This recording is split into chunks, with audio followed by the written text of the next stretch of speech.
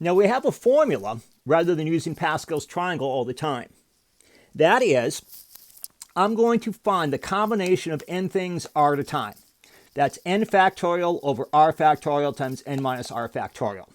You also have that key on your calculator. We'll probably refer to that.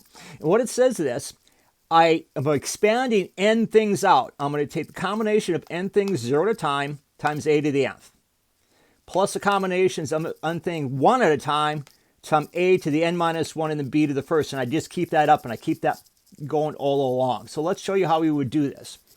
So I'm going to expand a plus b to the 7th. So I'm going to say the combination of 7 things 0 at a time times a to the 7th, b to the 0. I'm not going to write b to the 0, but it's there.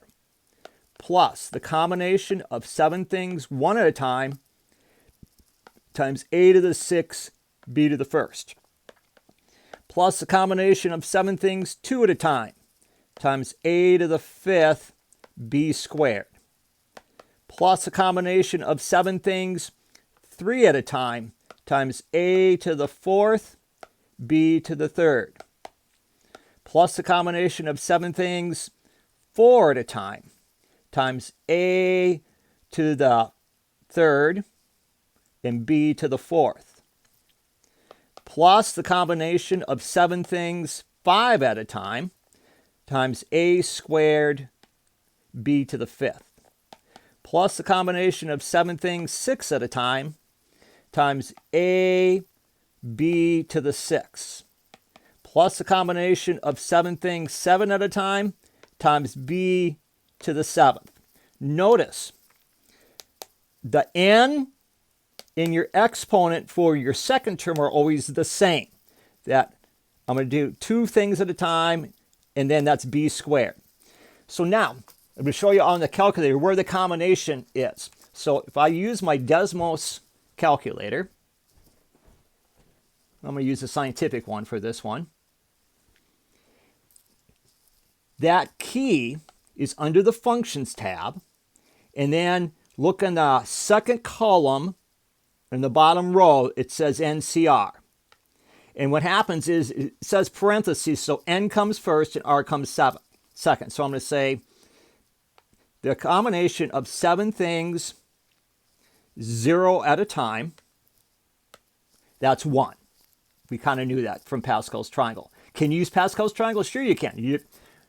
So if you don't like to use this formula, you can use Pascal's triangle. So I have 1 times a to the 7th. I'm going to switch colors here so you can see what happens when I'm simplifying. So I have a to the 7th. Now I'll do the combination of 7 things 1 at a time, which is 7. But I'll show you what that is on the calculator. So you have 7 there. So I'll say plus 7 times a to the 6th and b. Plus, now we'll do the combination of 7 things 2 at a time.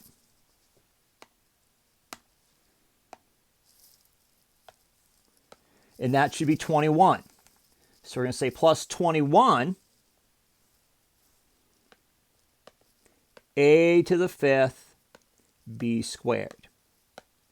Plus I'll do the combination of 7 things 3 at a time. And that's 35. So plus 35 a to the 4th b cubed. Now it should be symmetric.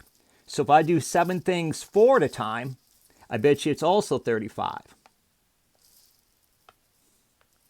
And it's 35 again. So now we're going to go, whoops, what happened there? Plus 35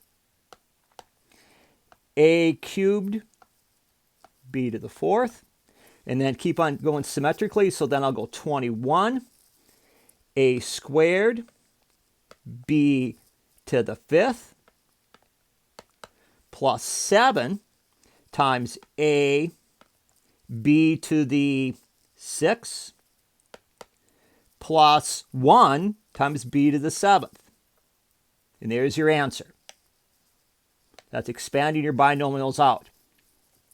course, you could take a plus b times a plus b, get that answer. Take it times a plus b again, get that answer. Take it times a plus b again. You'd spend the whole page doing one problem to the 7th power. So this is just a formula to help you save some work.